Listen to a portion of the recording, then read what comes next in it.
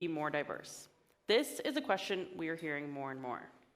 Our next speaker is making sure that these aren't just buzzwords, but that the industry is taking action that actually produces results. Martinique Lewis is an award-winning diversity travel consultant, president of the Black Travel Alliance, author of the ABC Travel Green Book, and advisory board member for Condé Nast Traveller. So, now what? Please join us in welcoming Martinique to the stage as she discusses Bridging the Gap.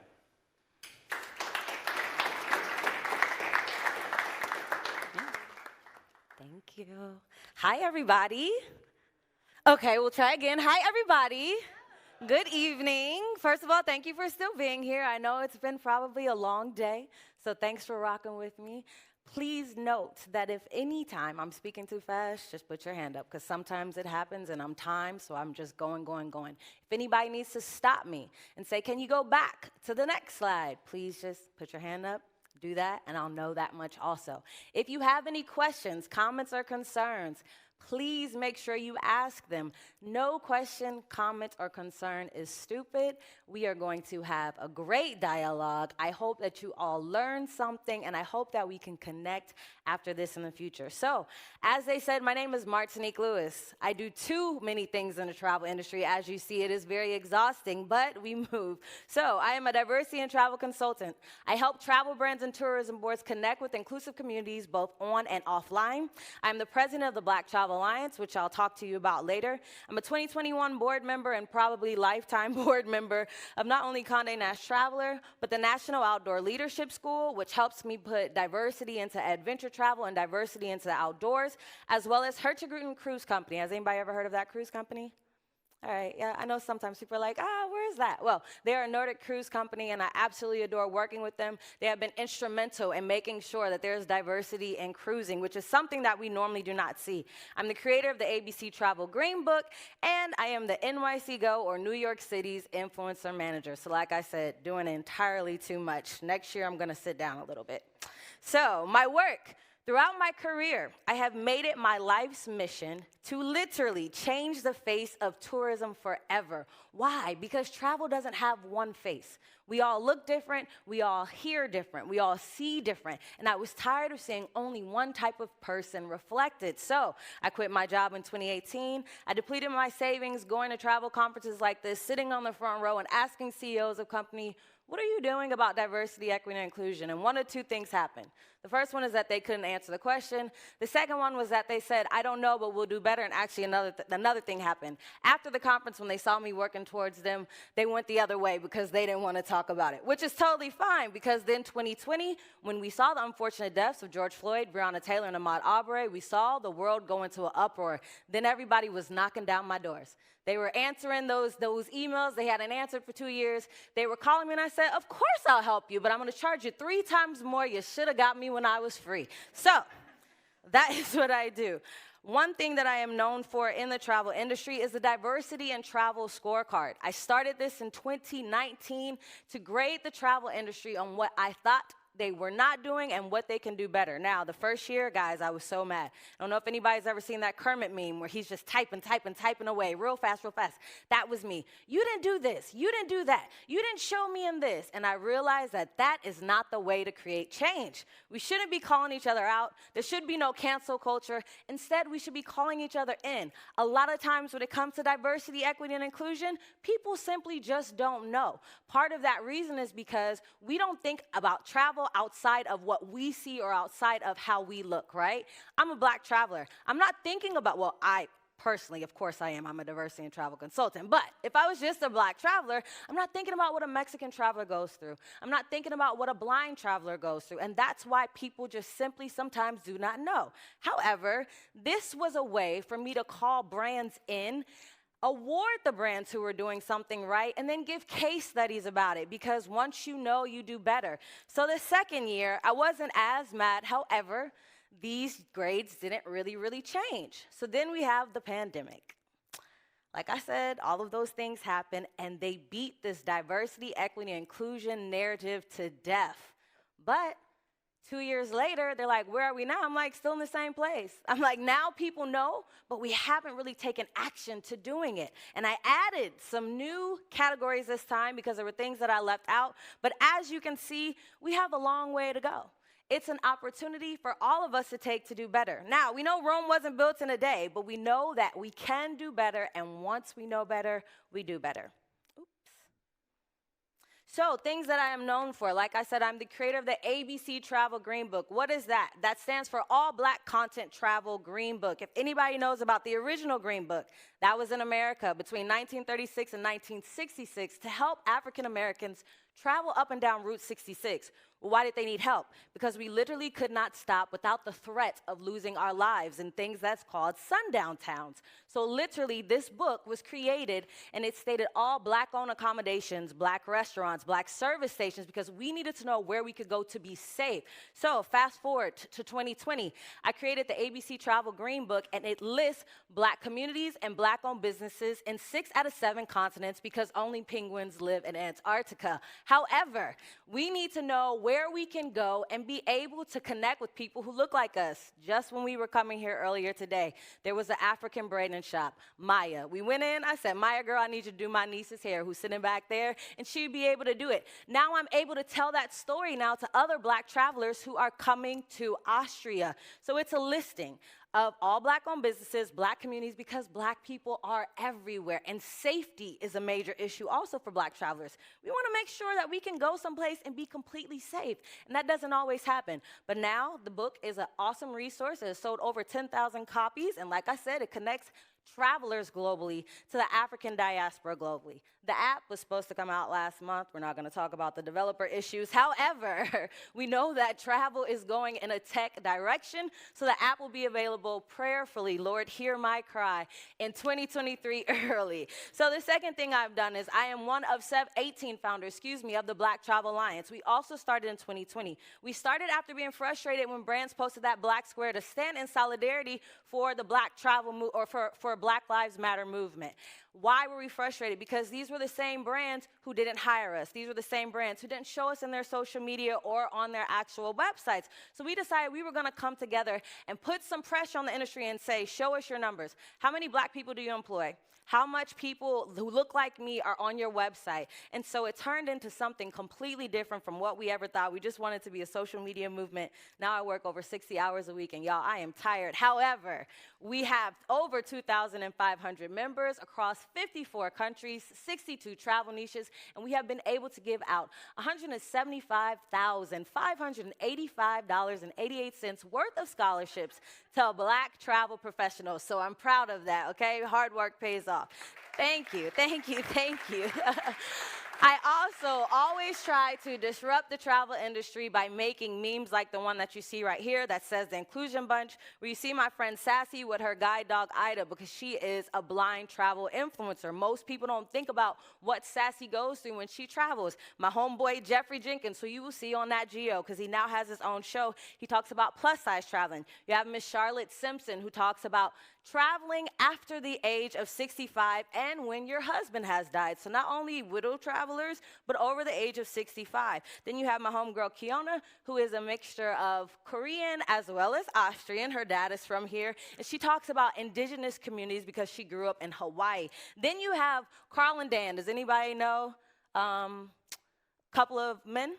Has anybody heard of Carl and Dan? Okay, well, nonetheless, they are a gay couple who is out of Amsterdam, and they talk all about what the LGBTQIA travel community is doing. Then you have my homegirl Karima, who I absolutely love. She gives us all the insights on Muslim traveler. And then you have Curb-Free Corey Lee, who travels the world in his wheelchair. So if you saw this on LinkedIn, it's gonna make you stop and think, because I'm telling you, now put yourself in the shoes of these people here and think about their travel experience and how it is different from yours. I have also included these type of stickers that are on Instagram right now, which allows travelers from different niches to be able to mark not only accommodations, destinations, tours as Muslim traveler trusted or Asian traveler trusted. So their community knows I recommend this place. I wasn't discriminated against.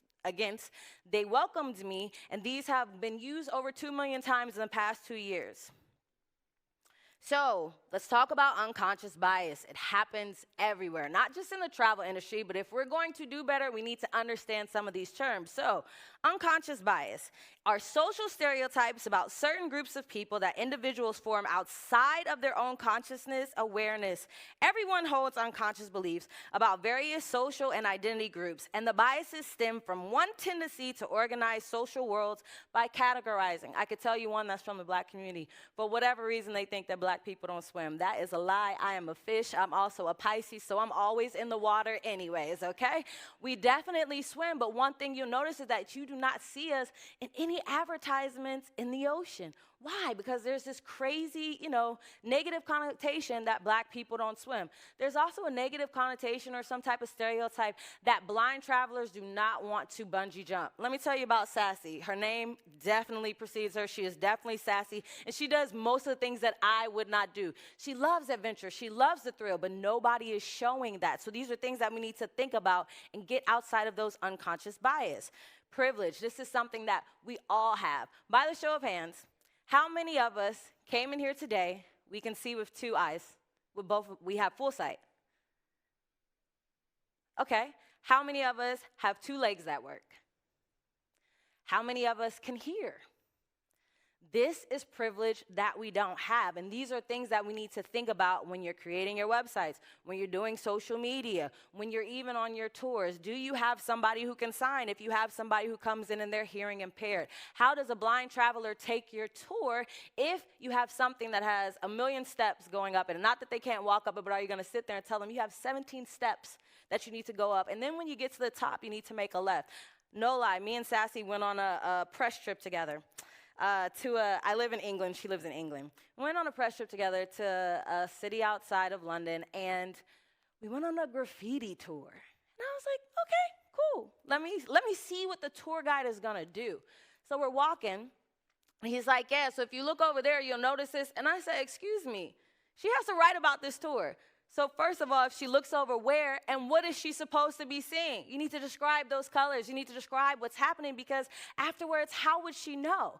And he thought about it, and he said, yeah. And then they took us to a graffiti making class. And he was standing there. He said, okay, guys, I need you to stand up, and I need you to sit back. I need you to do your arms like this. And I said, sir, you need to stand her up. I said, you need to make sure that her hand goes back and forth so that she can partake in the same thing. Just because she's blind doesn't mean she can't do it. Yes, it's a privilege that we have, but we need to think about those privileges on a different level. So what is the opportunity in terms of understanding your clients, people who might be coming in and taking your tours, people who might be on your website, people who might be spending money with some of your companies? I just want to say what influences travel preferences, and this is based off of things that I know. This is based off of people of color. So 50% of multicultural travelers want to experience a new destination. One of five multicultural travelers are traveling with their partner. 57% of multicultural travelers prefer leisure trips. If we're traveling, we know right now that business travel is up. We want to go and we want to actually have fun as well. Once, 5 o'clock comes, we can shut down that laptop. The number of overnight stays multicultural travelers take a year is 4, and 60% of multicultural travelers extend their trips to experience the destination. So let's do a deep dive, and this is what I really love, because one thing I always say is numbers don't lie. You can't deny me the fact of traveling or of saying I shouldn't market to them because they're not my market if I can tell you exactly how much I spend in the travel industry. So $129.4 billion is the amount African Americans spend annually on travel. $220 billion is the number that Muslim travelers would have injected into the travel industry by 2020 if coronavirus didn't happen. So what does that mean? That means we need more martinis on the menu list. That means during Ramadan, do not put them in a room that's close to the restaurant because they are fasting. It means thinking about these communities in a different way because they are spending money and you want to capitalize in that market. Then $1.6 billion is the amount of revenue a brand would generate if they captured 10% of the Hispanic adventure travel market. By show of hands, how many people like money? We all do. Yep, we can't lie about that. So make sure you're getting your coins, ladies and gentlemen. Tap into these markets. So the Black traveler, I'll go into this a little bit more extensively because I am somebody who focuses on Black travel specifically. That is my travel niche. But with Black Travel Alliance, along with MMGY Global, we did these data studies that happened in 2020. And again, these are numbers that cannot lie. So we already talked about what Black travelers in the US are spending, but let's talk about Black travelers on this side, right? Black travelers in UK and Ireland spend $9 billion. Black travelers in Germany spend $8.1 billion. Black travelers in Canada spend $7.8 billion, and yet I still don't see myself reflected in any travel marketing or promotions.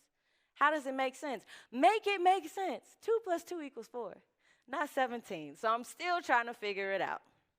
Additionally, what we're doing is 46% are traveling alone. So more than likely, you're going to get a solo female Black traveler when they're coming to a destination to look for some tours and meet up with some other people. 36% are traveling with pairs or with their partner, 5% in a large group, and 13% with children, like me and my sister who are here with my 8-year-old niece in the back with the pups. Hey, girl, traveling with her. Woo, child, it's not easy. And I'm like, I don't know if I'm ready for kids yet, because that is a different story. However, it is a joy.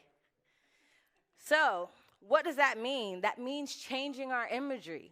So these are some images that I pulled because these are things I never get to see. Now, all of these are my friends. I know each and every one of them. But think about it. There's normally negative stereotypes around African-American men that they are, and he's actually not even African-American. I'm sorry. Junior is Nigerian, and he lives in London. So around Black men, that they are scary, that they are somebody who is a threat. And here he is in a rice field, and this man literally tried to kiss him more than one time. And I was like, what an awesome experience. You should be able to tell that to your grandkids for the rest of your life. But this is showing that when you connect with communities, no matter what you look like, there is a commonality, and this is what we need to be practicing and preaching, especially in our tours. The other person is Dominique.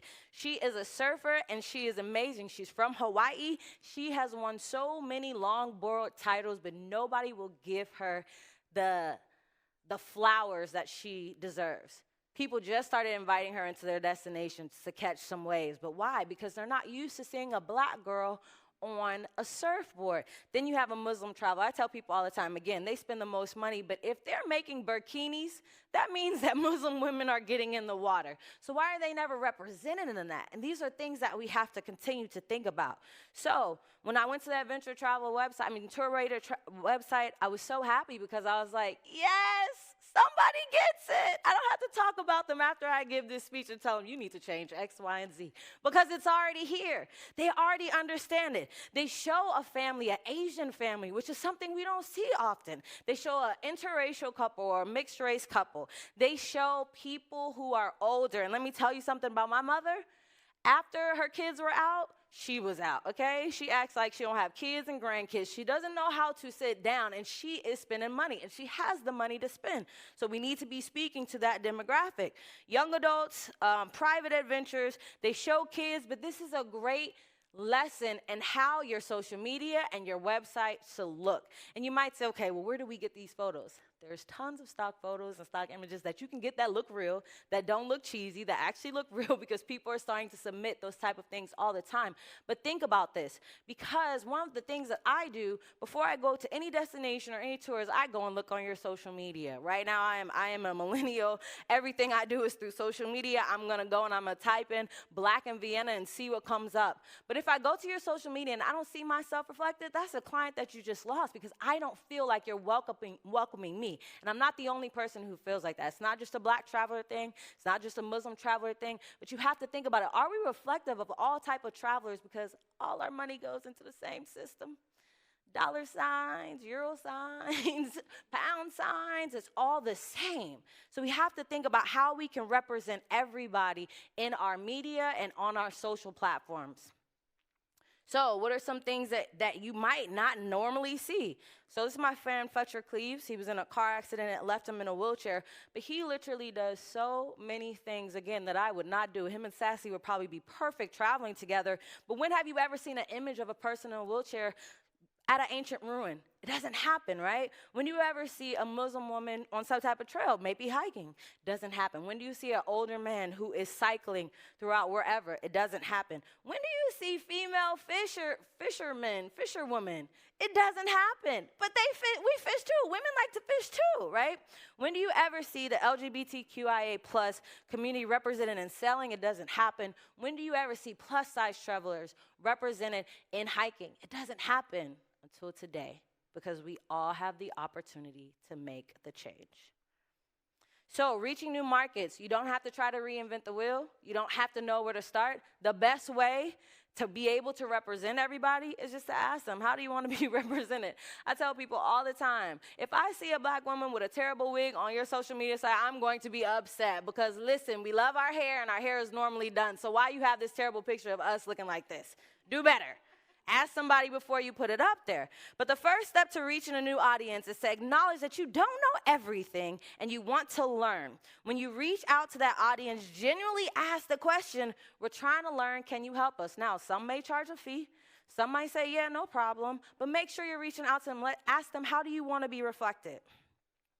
Capturing the market share of travelers of color, I just want to put this in there because I like to show numbers, like I said. You can't deny the numbers. So this is if 1% of this market was captured and if 10% of this market was captured. And like you guys all said, you like money, so let's make it happen. Key takeaways, I'm going to skip through there, but there are approximately 22 million U.S. adventure travelers of color, representing $51 billion in annual revenue. So that is Mexican, that's Asian, that's Pacific Islander, that's Black. Adventure travelers of color are taking 2.5 trips per year, on average 2 of which are international. That means they're coming to your city. Get those dollars. I'm going to go down to that social media is the biggest source of inspiration for U.S. adventure travelers of color, followed by travel-specific publications and television. So again, I just want to show this social media slide because, again, numbers don't lie. Graphs are very, very powerful. And I know somebody might say, what if I understand what you're saying, but the people who are above me who make the final say won't understand it? Show them this graph. I will send it to Rachel. You can take it back to your companies and you could let them see for themselves. This research has been done. This is by the Adventure Travel and Tourism Association, and this was from last year. So what do travelers want to see? We want to see purpose-driven experiences. We want to see heartfelt experiences. We want people to help us smash the negative stereotypes that somebody who is plus size cannot go surfing. There are wetsuits that fit them, so we need to help them be able to smash that negative stereotype. And we need to lead by example. So, allyship and looking ahead. Allyship, if you decide today, and I always hate giving this message. I always say, I feel like I'm in church, and it's after the preacher has preached, and they're like, if anybody has accepted Christ, come forward today. It is always so eerie to me, but it is a 24/7 commitment. You can't turn allyship on and off. You can't commit to wanting to be the change, and then when it's not popular, like, no, I'm not going to do it today. And then also, there needs to be a 0% tolerance policy. Every client is valuable. Disrespect should never be tolerated from the bottom to the top. Sometimes you got to be willing to lose your job, to lose friends, and to even lose family members to stand up for somebody else. And with 4 minutes left, that concludes my presentation, and I'll take questions and answers if you guys have them.